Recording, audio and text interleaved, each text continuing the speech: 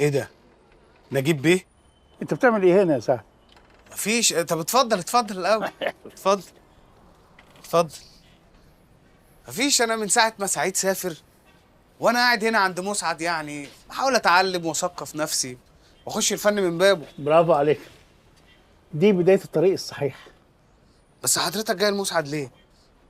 ابدا، انا كنت قريب هنا فقلت اعدي زي ما انا عديت عليك قبل كده. بس مسعد نزل من بدري.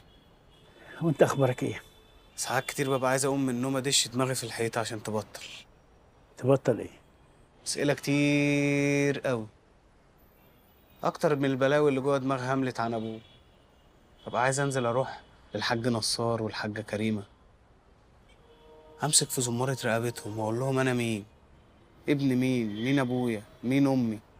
بعدين اقول ما بلاش، مش يمكن كل ما تعرف اكتر تخسر نفسك اكتر. اسكت احسن، خلي المقفول مقفول. بس لا قادر اسكت ولا عارف اسكت. اسمع، انا ما بحبش حد وبطل تتكلم كده. انت عارفه ان انا اول مره احب في حياتي؟ ما يخصنيش. وبعدين اول مره ايه بتاع اللي قبلها وقبل اللي قبلها؟ على رايي صح، ده انت نمس الليالي. والله عمري. ما تحلفش. والله هتتسخط باندا على فكره لو بتكذب. بحبك. اسمع يا ابني، انا قابلتك في مهمه انسانيه وخلصت. مهمه انسانيه يعني ايه؟ يعني انا كنت عايزه اتعرف على العالم بتاعك، كنت عايزه اعرف المجانين اللي بيكتبوا شعر دول عايشين ازاي ودنيتهم عامله ايه، وخلاص خلصنا.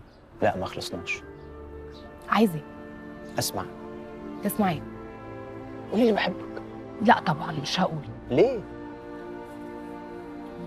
كده، انا حره. عيناك غابتا نخيل ساعة السحر، أو شرفتان راح ينأى عنهما القمر.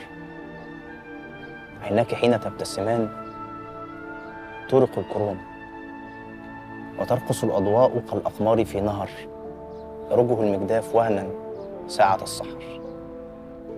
خلصت؟ حلوة، بس مش انت ومش شعرك. صح بس ليكي. ده بدر شاكر السياب. انا عايزه اسمعك انت. لا مش هتكلم. لا هتقول. طب ما تقولي انت الأول. طب يا ريت نحترم ذواتنا كده وتبطل تتكلم خالص.